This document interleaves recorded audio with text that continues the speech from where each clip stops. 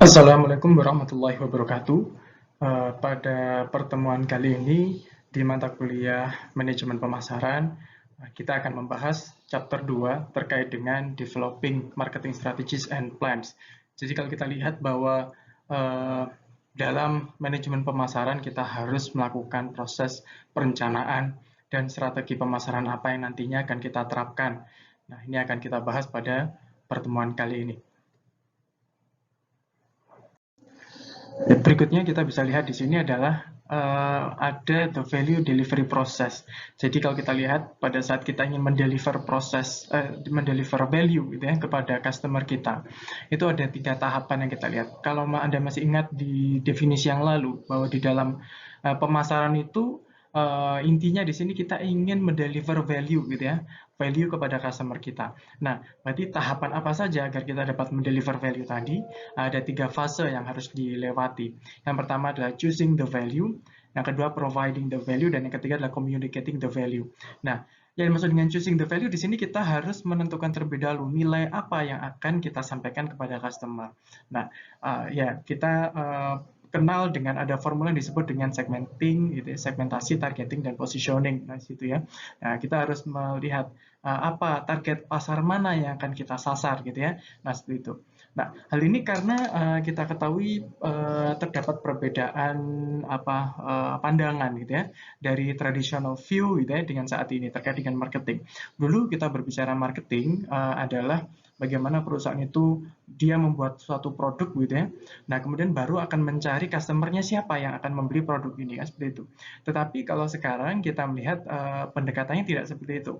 Tapi customer-nya siapa customer-nya gitu ya. Jadi kita harus menentukan dulu segmen yang mana kita targetkan begitu.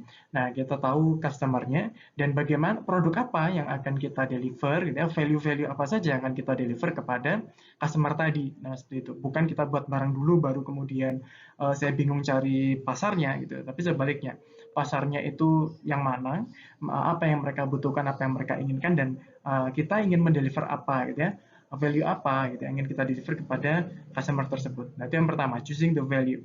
Ada formulanya kita kenal dengan STP tadi ya, segmenting, targeting, positioning. Nah, kemudian yang berikutnya adalah providing the value. Nah, ketika kita sudah tahu oh apa value apa yang akan kita deliver kepada customer kita, nah berarti value-nya apa nih yang ya kita menyediakan value tersebut gitu ya. Nah, kita nanti akan bisa kita terjemahkan melalui apa saja. Kita bisa melihat dari fitur produk yang akan diberikan, kemudian harganya, kemudian tempatnya, penempatannya di mana nanti saya akan mendistribusikan barang tersebut. Nah, seperti itu. Jadi, nah pada saat tahap providing the value ini pastinya adalah sesuai dengan apa value-value yang sudah kita pilih dari fase yang pertama tadi. Jadi kalau misalkan segmennya, segmen pasarnya adalah misalnya saya katakan adalah remaja gitu ya, atau misalkan mahasiswa atau mahasiswi, nah seperti itu. Dengan usianya sekian, dengan apa namanya latar belakang, demografi dan sebagainya kita tetapkan. Nah berarti kemudian kita harus menyediakan value yang tepat bagi segmen tadi kan begitu. Oh, berarti kalau untuk pasarnya tadi adalah untuk mahasiswa atau mahasiswi, itu dengan tingkat ekonomi seperti ini misalnya gitu ya. Berarti kira-kira di rentang harga berapa gitu ya, atau fitur apa yang mereka akan butuhkan gitu ya, yang mereka inginkan. Nah, itu ada pada tahapan kedua, itu providing the value. Nah, kemudian yang fase ketiga adalah communicating the value. Nah, pastinya customer tidak akan tahu value apa yang akan kita berikan kecuali kita mengkomunikasikan kepada mereka gitu ya. Nah, mengkomunikasikannya dalam banyak hal dengan berbagai channel, termasuk juga dengan media promosi. Nah, itu juga termasuk bagian dari mengkomunikasikan value kepada customer kita. Gitu. Nah, ini adalah 3 stage atau 3 tahapan dalam kita mendeliver value kepada customer. Berikutnya kita dikenalkan dengan konsep the value chain. The value chain ini diperkenalkan oleh Michael Porter, gitu ya. Di dalam sebenarnya value chain ini adalah sebuah alat ya, tools for identifying ways to create more customer value. Jadi kita ingin mengidentifikasi apa saja proses-proses, aktivitas yang harus ada atau kita miliki di perusahaan kita, di organisasi kita, agar kita dapat mendeliver customer value, gitu ya, menciptakan customer value yang lebih lagi kepada customer kita. Kenapa? Karena kalau kita lihat proses atau aktivitas yang ada di suatu perusahaan itu ada banyak sekali, gitu ya. Nah, coba kita lihat. Every firm is a synthesis of activities performed to design, produce, market, deliver, and support its product, gitu ya. Jadi kalau kita lihat di perusahaan itu ada banyak sekali kegiatan. Ada primary, ada supporting, nanti kita lihat dari the value chain-nya itu sendiri seperti apa. Nah, di mana semua tahapan itu kita harus pastikan bahwa semua kegiatan yang ada di dalam perusahaan itu nantinya adalah bertujuan untuk dapat mendeliver value, gitu ya, bagi customer. Nah, di situ. Sehingga dengan kita mengidentifikasi ini, kita bisa melihat, oh, mana sebetulnya aktivitas-aktivitas kunci, gitu ya, yang memang dia memiliki nilai tambah bagi customer, gitu ya. Nah, atau mana saja aktivitas-aktivitas sebetulnya dia hanya membebani biaya saja. Ingat bahwa setiap aktivitas pasti akan berimplikasi terhadap biaya yang harus dikeluarkan oleh perusahaan. Dengan semakin kompetitifnya persaingan, gitu ya. Nah, maka perusahaan harus dengan cermat melihat, dari sekian banyak aktivitas, ini mana yang sebetulnya dia hanya memberikan biaya tapi tidak memberikan nilai tambah yang signifikan, gitu ya. Nah, kita melihat nilai tambahnya di sini adalah patokan kita melihat apakah itu memberikan nilai tambah bagi customer atau tidak, gitu ya. Nah, jadi yang berkait, walaupun mungkin yang secara langsung berhubungan adalah dengan pihak marketing, tetapi sebetulnya siapapun pihak yang ada di dalam organisasi itu, mereka harus berpikirnya adalah tujuannya untuk menciptakan value bagi customer. Nah, seperti itu. Nah, oke, kita akan lihat di slide berikutnya bagaimana bentuk dari the value chain itu sendiri. Nah, ya ini adalah kita bisa lihat adalah the value chain. Nanti kita bisa mengidentifikasikan aktivitas-aktivitas apa saja gitu ya yang ada di dalam bisnis proses dari perusahaan kita, gitu ya. Sehingga kita bisa diharapkan dapat menciptakan suatu bisnis proses yang memang ditujukan untuk meningkatkan customer value, gitu ya. Oke, customer value. Nah, kita bagi menjadi dua, ada primary activity, ada supporting activity. Gitu ya, dari namanya kita bisa lihat primary activity, aktivitas utama, aktivitas yang primer gitu, yang ada di suatu perusahaan. Sedangkan supporting berarti dia adalah pendukung. Pendukung dari siapa? Supporting activities di sini adalah dia pendukung dari aktivitas utama atau primary activities. Primary activities terdiri dari inbound logistik, ada operations, ada outbound logistics, marketing and sales, dan services, gitu ya.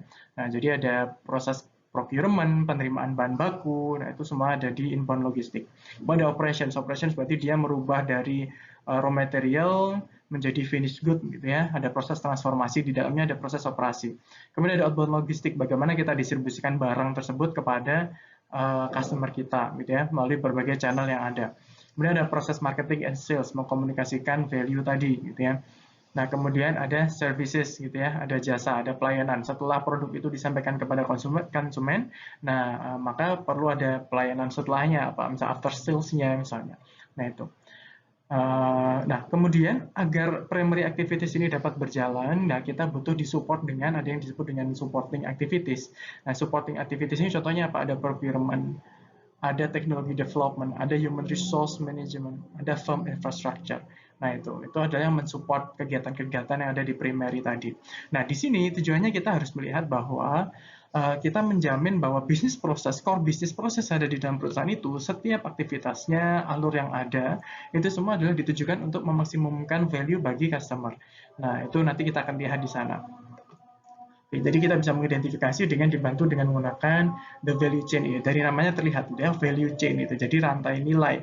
Jadi di antara aktivitas-aktivitas ini kita harus pastikan bahwa aktivitas itu memang memberikan nilai bagi customer kita, mendeliver value bagi customer kita. Nah, kenapa? Karena nantinya dengan kita bisa mendeliver value yang tepat bagi customer kita, maka diharapkan kita dapat serve customer kita dengan lebih baik lagi, gitu ya, meningkatkan jumlah customer kita, meningkatkan loyalitas customer kita, customer retention kita. Nah, sehingga pada akhirnya yang diharapkan adalah meningkatkan keuntungan bagi perusahaan. Kalau kita lihat di paling kanan itu kan margin, gitu ya, profit kita berbicara perusahaan profit oriented company. Nah, di sini berarti pasti pada intinya kita ingin memperoleh keuntungan profit yang sustainable, gitu ya, sustainable growth terkait dengan keuntungan yang diperoleh. Nah, seperti itu. Ya, berikutnya kita dikenalkan dengan konsep core competencies, yaitu kompetensi yang utama gitu yang dimiliki oleh sebuah perusahaan. Ya, bahwa kalau kita lihat di perusahaan itu banyak sekali kegiatan atau aktivitas yang mungkin dibutuhkan, yang harus dilakukan di dalam sebuah perusahaan tersebut. Tetapi kemudian kita harus memilah-milah mana yang itu sebetulnya adalah kompetensi utama dan mana yang bukan kompetensi utama, mana yang harus dikerjakan oleh perusahaan tersebut karena itu menjadi core kompetensinya yang akan menjadi keunggulan bersaing dari perusahaan tersebut, mana yang tidak gitu ya. Nah, yang disebut dengan core competencies di sini ada 3 karakteristik yang kita lihat. Yang pertama adalah a source of competitive advantage. Dia adalah sumber utama dari keunggulan bersaing. Keunggulan bersaing atau competitive advantage itu adalah keunggulan yang tidak dimiliki oleh pesaing yang lain. Hanya perusahaan itu yang mampu melakukannya. Perusahaan yang lain tidak mampu melakukan hal yang sama yang dia lakukan. Itu dimaksud dengan competitive advantage. Kemudian yang kedua adalah applications in wide variety of markets gitu ya. Nah, di pelaksanaannya yaitu dapat nantinya diterapkan untuk pasar yang luas gitu, menjangkau pasar yang luas yang diinginkan oleh perusahaan tersebut. Yang ketiga, difficult for competitors to imitate ya, sulit untuk ditiru oleh kompetitornya. Nah, jadi coba kalau kita lihat sekarang ini perusahaan dia karena biaya di dalam melakukan suatu aktivitas atau kegiatan itu semakin tinggi, semakin meningkat. Maka perusahaan harus dengan pandai melihat gitu ya, mana yang menjadi core kompetensinya. Coba kita lihat contoh adalah seperti produknya Apple, iPhone misalnya. Apple dengan produknya iPhone, tidak hanya iPhone sebetulnya, iPhone, MacBook dan sebagainya. Itu produk yang mereka hasilkan gitu ya. Apakah kemudian semua proses yang ada itu dalam menghasilkan produk iPhone tersebut apakah semuanya diproduksi oleh Apple? Kalau kita cek kan tidak gitu ya. Kalau kita cek tidak. Anda kalau baca di baliknya di iPhone itu gitu ya, atau kalian pernah tahu bahwa ya, yang memproduksinya gitu ya, dari iPhone itu sendiri kan bukan Apple itu sendiri, Bang. Dia mengambil pihak ketiga gitu ya, di-outsource-kan gitu ya, dengan yang ada di Cina. Kita kenal salah satu dari supplier atau vendor mereka yang memproduksi iPhone itu seperti Foxconn gitu ya, yang ada di China. Kenapa? Karena untuk memproduksi tersebut gitu ya, di Cina biaya produksinya jauh lebih kompetitif gitu ya, lebih murah begitu ya. Nah, fungsi Apple-nya di mana ya? Dia melakukan riset, inovasi-inovasi itu ada di Apple gitu ya. Karena itu adalah fungsi yang tidak bisa digantikan oleh perusahaan yang lain gitu ya. Nah, Apple melakukan itu. Value apa yang mau di create, yang mau di deliver kepada customer-nya nanti gitu ya. Kemudian desain produknya, inovasi-inovasi apa saja, nanti mengkomunikasikan brand-nya. Nah, itu semua yang menetapkan Apple. Tetapi yang melakukan proses produksinya itu adalah di Cina gitu ya, misalkan Foxconn gitu ya, itu bukan Apple itu sendiri gitu ya. Nah, itu adalah contoh dari core competencies. Nah, itu sendiri kita akan bisa melihat dari kita melihat value chain yang tadi gitu ya, kita melihat dari serangkaian nilai tadi sebetulnya apa sih aktivitas inti yang harus ada yang kita butuhkan untuk mendeliver value. Mana yang kemudian menjadi core kompetensi kita yang itu harus memang kita miliki, harus kita laksanakan gitu ya. Dan mana sebetulnya itu bukan core kompetensi kita, mungkin kita bisa outsource kan, dikerjakan oleh pihak ketiga dengan tidak mengorbankan kualitas, akan tapi kita mendapatkan biaya yang lebih kompetitif lagi gitu ya. Nah, itu yang perlu kita cermati di sini. Nah, pada saat berbicara perencanaan strategis, itu sebetulnya ada 3 peranan penting gitu, peranan utama di dalam perencanaan strategis di sini.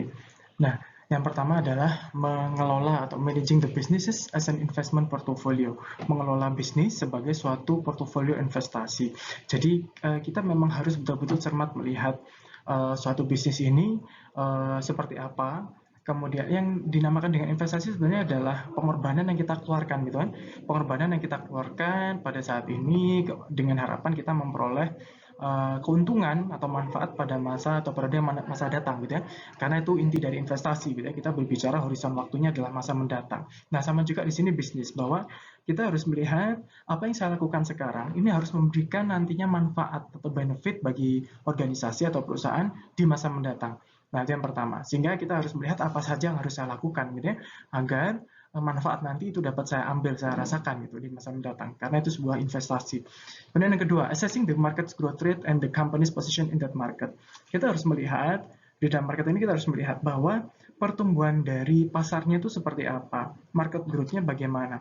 Jadi kita tidak hanya melihat pada saat kita memasarkan suatu produk, kita tidak hanya melihat produk kita saja, oh produk saya itu peningkatannya, penjualannya meningkat. Tapi kita juga melihat skopnya lebih luas, industrinya bagaimana, pangsa pasarnya meningkat atau tidak. Misalkan produk saya di bidang saya memproduksi barang otomotif gitu ya, kendaraan katakanlah, kendaraan bermotor misalnya. Oke, sepeda motor misalkan. Saya perusahaan saya memproduksi sepeda motor. Nanti selain produk X yang saya hasilkan, yang saya lihat penjualannya, tapi saya juga harus melihat dari pasar sepeda motor secara keseluruhan atau industri otomotif secara keseluruhan seperti apa, size-nya bagaimana, apakah semakin meningkat pula atau tidak gitu ya. Nah, ini yang kemudian perlu kita cermati. Sering kadang-kala kalau misalkan saya amati seperti di skripsi atau tugas akhir, kemudian di situ menyampaikan market pangsa pasar gitu ya, terkait dengan market share misalkan. Nah, misalkan dikatakan market share-nya turun gitu ya. Nah, kita harus lebih gali lebih jauh lagi. Ketika market share-nya turun dari suatu produk, misalkan oke, produk ini dia turun penjualannya gitu ya, atau pangsa pasarnya turun. Sebetulnya market size-nya gimana? Apakah market size-nya itu atau market growth-nya itu memang dia juga sedang turun juga? Atau sebetulnya market size-nya itu sebenarnya tetap atau semakin besar gitu? Nah, itu kan juga harus kita lihat lagi. Jadi tidak hanya sekedar, oh saya katakan jumlah penjualannya menurun gitu ya. Nah, penjualan menurun, tapi kemudian size marketnya gimana? Size marketnya tetap atau sebetulnya size marketnya lebih besar atau mengecil juga gitu ya, seiring dengan penurunan penjualan kita. Nah, itu perlu dianalisis lebih lanjut. Nah, itu kenapa di sini muncul ada assessing the market growth rate and the company's position. Dan posisi kita, nah ini katakanlah kita menggunakan indikator penilaiannya adalah dari market share tadi gitu ya. Nah, jadi market growth-nya gimana, jadi ukuran pasarnya gimana, dan posisi perusahaan saya di dalam pasar tadi itu seperti apa, di dalam industri tadi seperti apa. Nah, itu ada market share, salah satu ukuran indikator kinerja yang bisa kita lihat. Kemudian ada establishing a strategi ya, pastinya kita harus menetapkan strategi yang dibutuhkan. Strategi ini apa? Strategi itu ibaratkan jembatan antara posisi kita saat ini dengan current position saat ini ya, dengan future position gitu ya, posisi di masa mendatang gitu ya, yang kita ingin capai. Nah, itu berarti strateginya apa yang harus kita raih, strategi harus kita develop gitu ya. Nah, seperti itu. Ya, berikutnya kita lihat di sini adalah rencana strategi pemasaran gitu ya, strategi pemasaran. The central instrument for directing and coordinating the marketing effort itu ada dua, ada strategic dan ada tactical. Ada level strategic dan ada tactical atau operasional. Ya, kedua-duanya saling berhubungan dan sama pentingnya. Kita akan lihat lebih lanjut di slide yang berikutnya.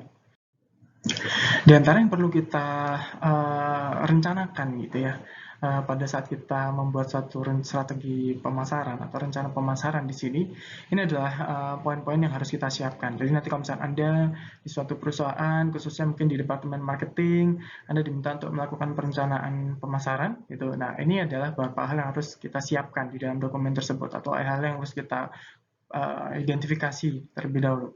Executive summary ya ringkasan pastinya ya. Kalau kita presentasi kepada board of director atau direktur ya, beliau pasti akan dari awalnya akan melihat secara ringkas itu isinya apa gitu ya. Secara ringkas itu apa poin-poin yang ingin Anda sampaikan di dalam summary tersebut atau dalam laporan tersebut. Table of contents, daftar isi, kemudian situation analysis. Nah, current situation. Jadi situasi saat ini perlu kita sampaikan. Nah, pada saat menyampaikan ini kita berbicara speak by data gitu ya. Anda melakukan nantinya kita sebut ada marketing research gitu ya, riset pemasaran. Kita melihat bagaimana kondisi existingnya, bagaimana pangsa pasarnya, industrinya bagaimana, persaingannya seperti apa, daya beli konsumennya bagaimana gitu ya, profil konsumennya bagaimana, itu semua Anda masukkan di dalam situation analysis. Kita melihat situasi yang dihadapi saat ini seperti apa.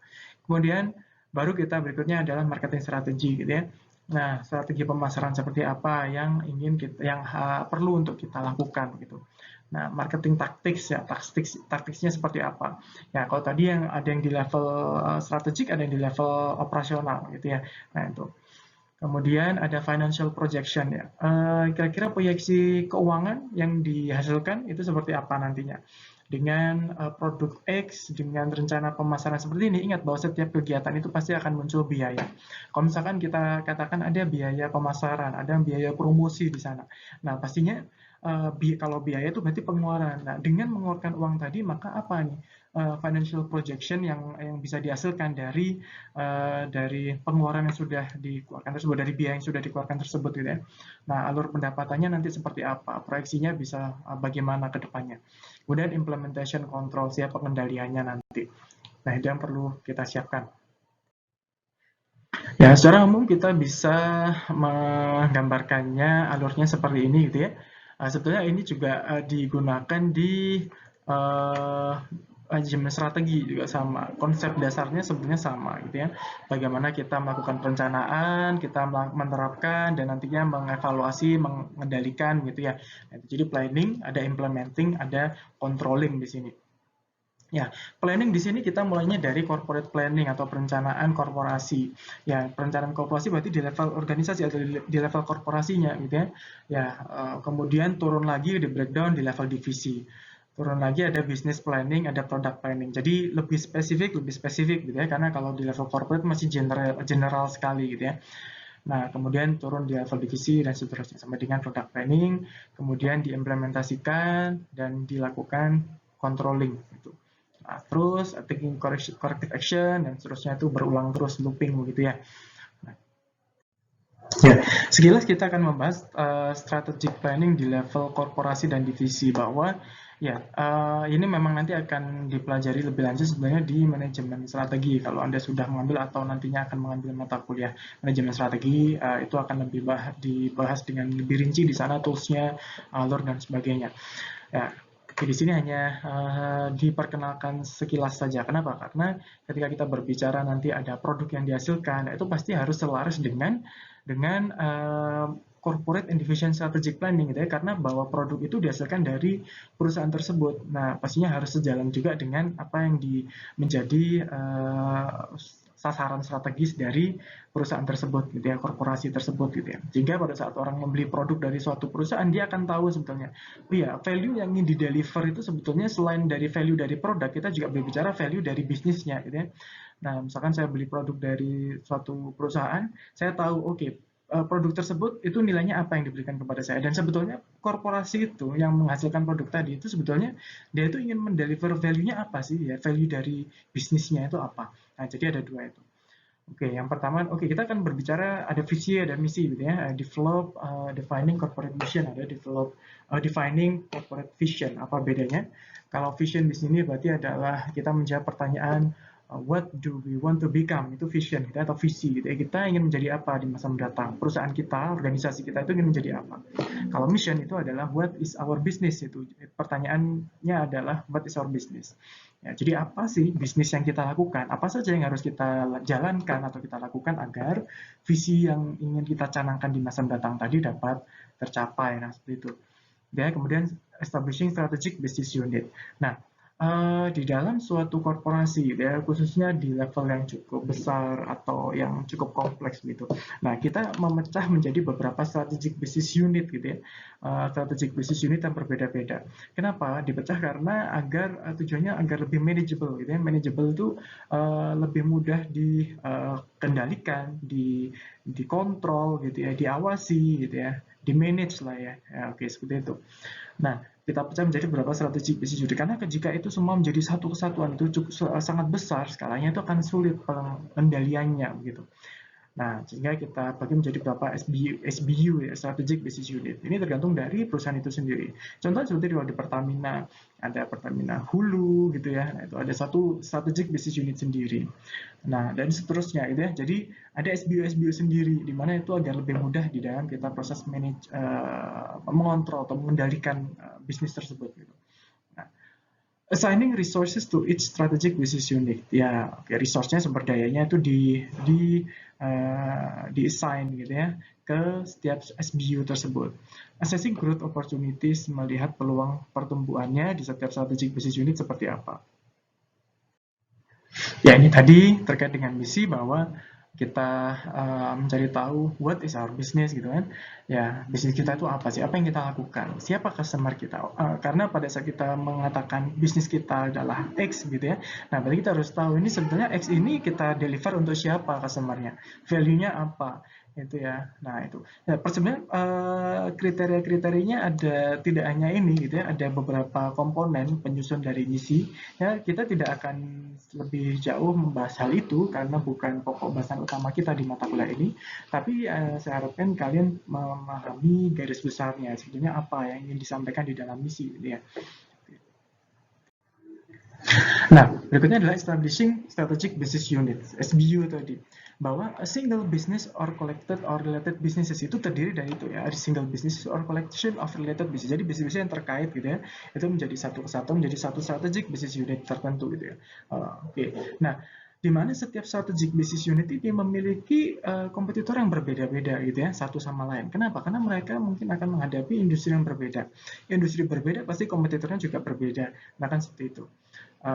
Walaupun industrinya sama, tetapi kemudian dia menempatkan posisinya di segmen yang berbeda. Nah itu nanti kompetitornya juga bisa jadi berbeda. Nah sehingga kita perlu tetapkan dulu SBU-nya dan kita cari tahu ini kompetisinya seperti apa gitu. Nah, oke. Karena masing-masing punya kompetisi sendiri-sendiri. Has a leader responsible for strategic planning and profitability. Jadi ada tanggung jawab dari pemimpin dari strategic business unit itu untuk proses perencanaan dan menjamin profitabilitas dari strategic business unit yang ada. Contoh misalnya saya katakan adalah Astra, gitu ya. Astra begitu besar gitu ya, perusahaan Astra Internasional kalau Anda tahu itu sangat besar sekali. Di mana itu adalah satu holding company, mereka punya banyak anak perusahaan gitu ya, affiliated company-nya yang mereka itu bergerak di bidang yang beragam macam-macam gitu ya. Di industri otomotif kita kenal ada Astra Honda Motor misalnya, ada itu untuk yang Astra Honda Motor untuk sepeda motor gitu ya. Otomotif yang lain ada yang kita kenal dengan Toyota Astra Motor gitu ya, ada Daihatsu juga, itu adalah bagian dari Astra gitu. Nah, jadi dan bahkan walaupun sama-sama di industri manufaktur, mereka pasti punya persaingan yang berbeda-beda.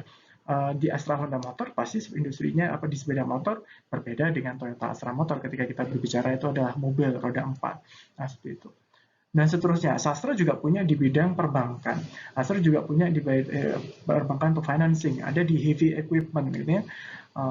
Dan ada di perkebunan, Astra Agro Lestari dan sebagainya. Nah, itu pasti mereka punya persaingannya sendiri-sendiri. Nah, itu ada yang kita masuk di sini establishing strategic business unit. Kita harus tahu dulu gitu ya. Kita harus identifikasi terlebih dahulu. Ya, berikutnya adalah kita melihat peluang pertumbuhan yang ada itu seperti apa. Nah, jadi kita melihat di situ dari kita petakan atau kita gambarkan dari waktu ke waktu dengan time series di sini bagaimana tren pertumbuhannya. Apakah tren pertumbuhannya itu semakin meningkat atau tidak gitu ya. Nah, oke. Jadi kita lihat ada diversification growth, ada integrated growth, ada intensive growth gitu ya. Nah, current portfolio berarti saat ini itu seperti apa, desired-nya itu yang diharapkan nantinya itu sebetulnya ada di mana posisinya. Ketika ada muncul gap di situ, nah itu berarti kita harus mengambil langkah strategis apa yang harus dilakukan untuk mencapai desired tadi, yang diharapkan, kondisi yang diharapkan tadi. Nah, seperti itu. Ya, berikutnya kita dikenalkan dengan ada unsolved matrix gitu ya, kalau sering disebutnya ya, intensive growth strategies, unsolved product market expansion grid. Ya, yang pertama ini kita lihat ada market penetration strategy. Jadi kita di dalam unsolved matrix ini kita mencoba memetakan berdasarkan pada market dan produknya, gitu ya. Nah, jadi jika kita ingin meningkatkan gitu ya, meningkatkan penjualan dari produk kita. Nah, kan judulnya di sini market expansion gitu ya. Kita ingin meningkatkan penjualan atau meningkatkan market pasar kita.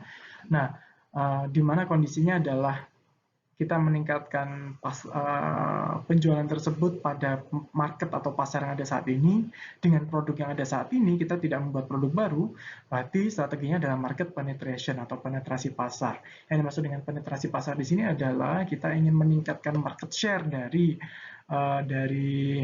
produk yang kita pasarkan yang ada pada pasar saat ini gitu ya. Nah, yang ada pada pasar saat ini. Contohnya dengan cara apa? Dengan gencar melakukan promosi, dengan iklan. Nah, itu adalah bagian dari strategi market penetration. Jadi, saya menjual barang masih tetap di area yang selama ini saya pasarkan. Saya juga tidak membuat produk baru, tapi effort pemasarannya lebih saya tingkatkan gitu ya, sehingga tujuannya kita ingin meningkatkan market share. Nah, itu yang disebut dengan strategi penetrasi pasar. Kemudian yang kedua adalah market development strategy. Itu berarti kita ingin meningkatkan penjualan kita dengan cara kita masuk ke pasar baru, gitu ya. Masuk ke pasar baru, kita pasarkan produk yang sudah kita miliki saat ini di pasar yang baru. Itu disebut dengan market development strategy. Nomor tiga adalah product development strategy. Product development berarti ya dari namanya ya kita mendevelop suatu produk baru pada pasar yang ada saat ini. Oke, jadi kita masuk di pasar yang masih sama, tapi kita buat satu produk baru. Yang terakhir adalah diversification, yaitu new market, new product. Ya, kita masuk di pasar yang baru dengan produk yang baru pula. Ya, ini adalah alur dari strategic management gitu ya, strategic management yang bisa kita ikuti di situ. Ini sebenarnya juga sama atau mirip dengan yang ada di Fred R. David ya, bukunya Fred R. David Strategic Management. Nanti kalau Anda belajar di manajemen strategi juga konsepnya kurang lebih sama gitu ya.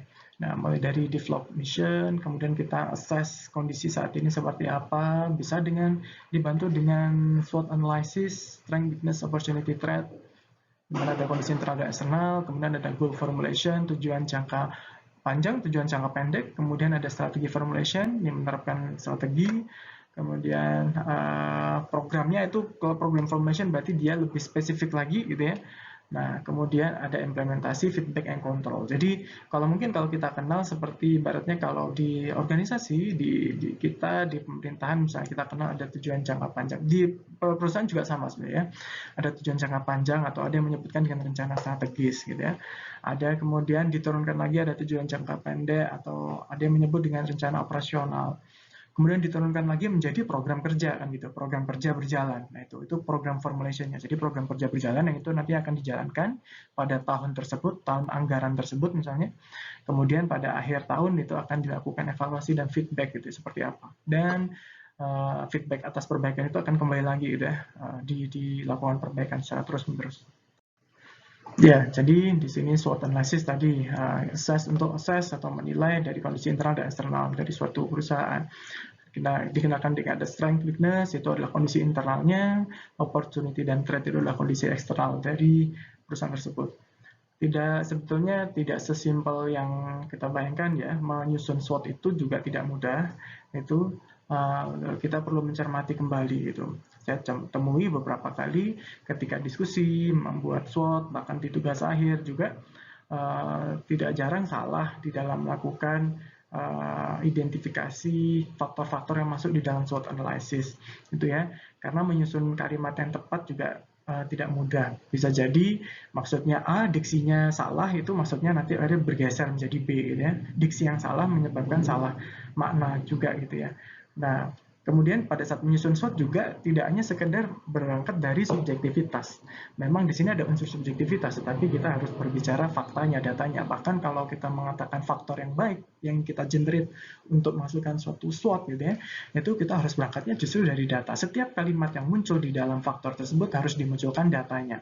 Tidak bisa kita hanya berdasar argumentasi, misalkan jumlah daya beli masyarakat meningkat gitu ya, saya katakan itu tidak bisa, harus disertai dengan persentase, datanya seperti apa, faktanya seperti apa, pada tahun berapa itu terjadi. Nah, hal-hal seperti itu yang perlu untuk kita kaji terlebih dahulu, dan itu adalah bagian dari nanti ada marketing research. Pada saat kita berbicara marketing research ya kita mencari data dengan melakukan survei, dengan kuesioner, dengan wawancara, interview, dan sebagainya.